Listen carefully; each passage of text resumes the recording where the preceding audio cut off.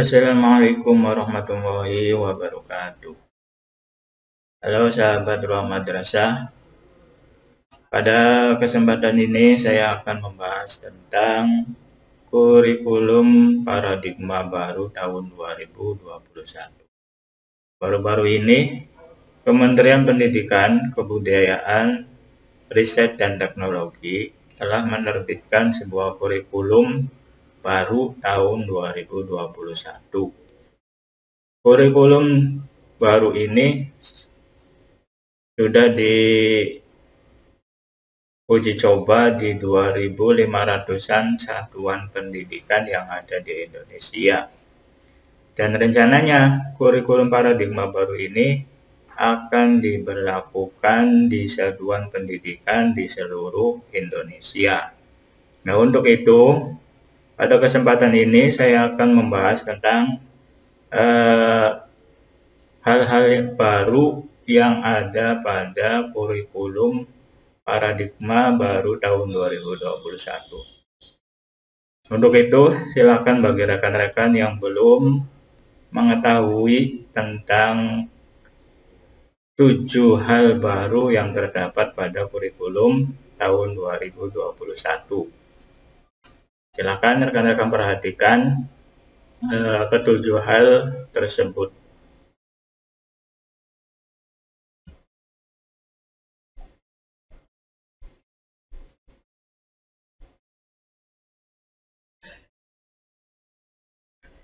Kurikulum paradigma baru tahun 2022.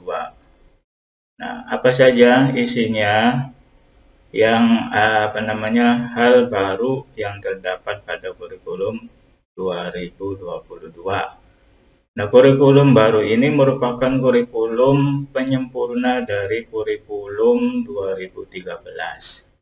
Nah, diantaranya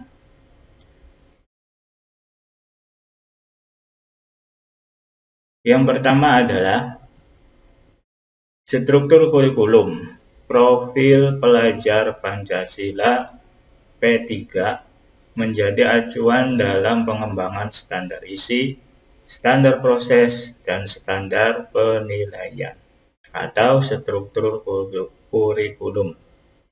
Capaian pembelajaran atau CP, prinsip pembelajaran, dan asesmen pembelajaran.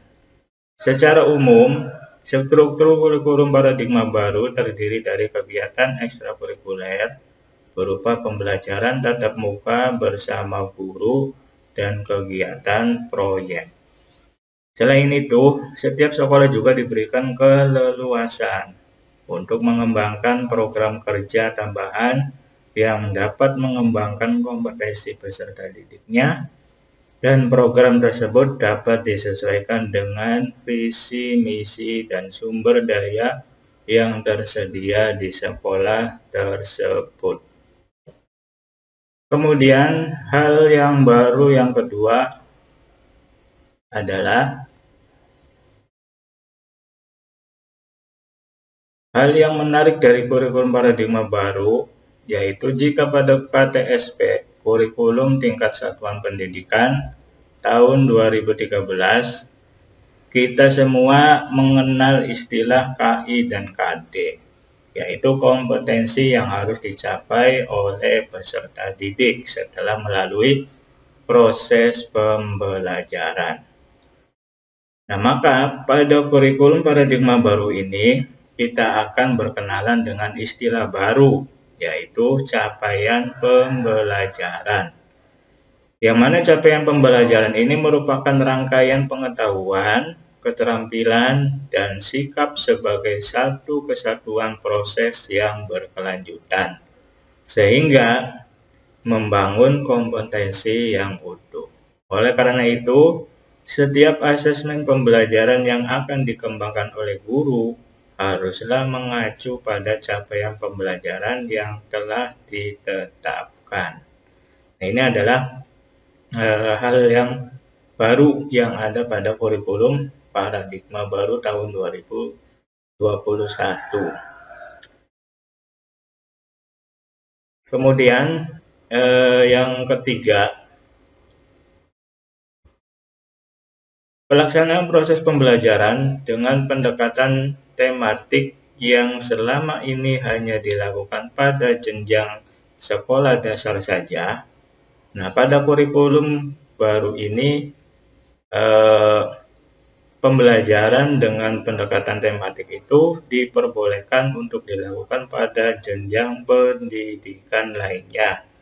Dengan demikian, pada jenjang sekolah dasar kelas 4, 5, dan 6 tidak harus menggunakan pendekatan tematik dalam sebuah pembelajaran. Atau dengan kata lain, sekolah dapat menyelenggarakan pembelajaran berbasis mata pelajaran.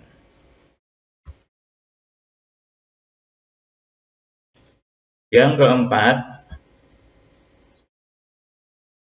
jika dilihat dari jumlah jam pelajaran, kurikulum paradigma baru tidak menetapkan jumlah jam pelajaran per minggu, seperti yang selama ini berlaku pada KTSP tahun 2013. Akan tetapi, jumlah jam pelajaran pada kurikulum paradigma baru ini ditetapkan per tahun. Sehingga setiap sekolah memiliki kemudahan untuk mengatur pelaksanaan kegiatan pembelajarannya. Suatu mata pelajaran bisa saja tidak diajarkan pada semester ganjil, namun akan diajarkan pada semester genap. Atau dapat juga sebaliknya. Contohnya, mata pelajaran IPA di kelas 8. Ini hanya diajarkan pada semester ganjil saja. Sepanjang jam pelajaran per tahunnya terpenuhi, maka tidak menjadi persoalan dan dapat dibenarkan.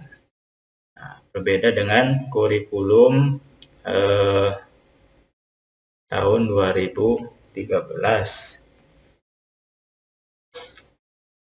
Kemudian,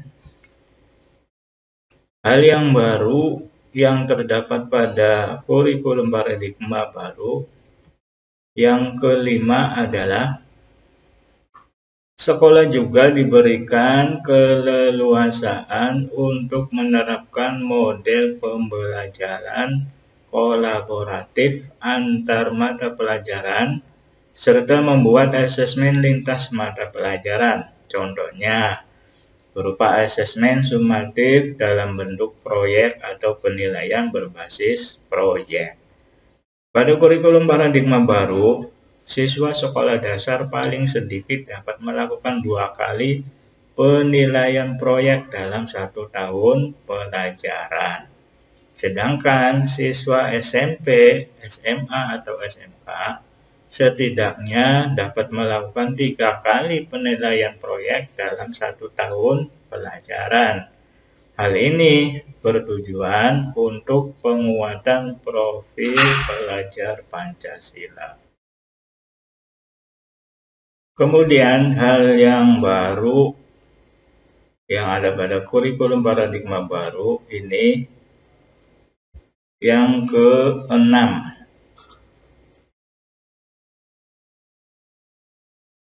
Yang ke-6 adalah untuk mata pelajaran Teknologi Informasi dan Komunikasi atau TIK yang pada KTSP tahun 2013 dihilangkan, maka pada kurikulum paradigma baru mata pelajaran tersebut akan dikembalikan dengan nama baru, yaitu Informatika, dan akan diajarkan mulai dari jenjang sekolah menengah pertama.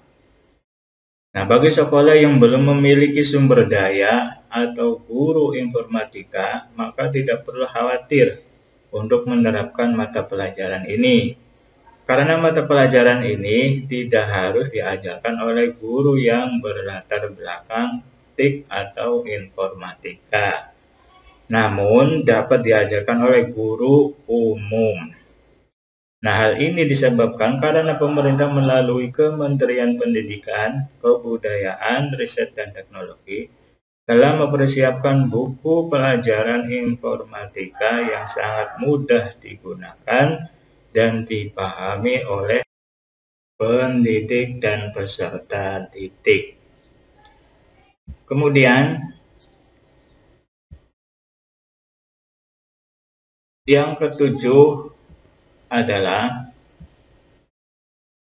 untuk mata pelajaran IPA dan IPS pada jenjang sekolah dasar kelas 4, 5, dan 6 yang selama ini berdiri sendiri, artinya dua mata pelajaran itu diajarkan secara terpisah. Nah, dalam kurikulum paradigma baru ini, kedua mata pelajaran tersebut akan diajarkan secara bersamaan dengan nama baru, yaitu mata pelajaran Ilmu Pengetahuan Alam Sosial atau IPAS. Hal ini bertujuan agar peserta didik lebih siap dalam mengikuti pembelajaran IPA dan IPS yang diajarkan secara terpisah pada jenjang sekolah menengah pertama. Sedangkan pada jenjang SMA, peminatan atau penjurusan IPA, IPS, dan bahasa akan kembali lagi dilaksanakan pada kelas 11 dan 10. Itu dia pada kelas 11 dan 12 ya. Itulah 7 hal yang baru yang ada pada kurikulum paradigma baru. Mudah-mudahan dengan adanya penjelasan ini dapat memberikan kita sebuah pengetahuan tentang kurikulum paradigma baru yang akan diberlakukan di satuan pendidikan di seluruh Indonesia pada tahun 2022 nanti. Nah, untuk pembahasan tentang kerangka kurikulum pada kurikulum paradigma baru dan isinya akan saya bahas pada pertemuan selanjutnya. Demikian yang dapat saya sampaikan. Mohon maaf apabila ada kekurangan. Assalamualaikum warahmatullahi wabarakatuh.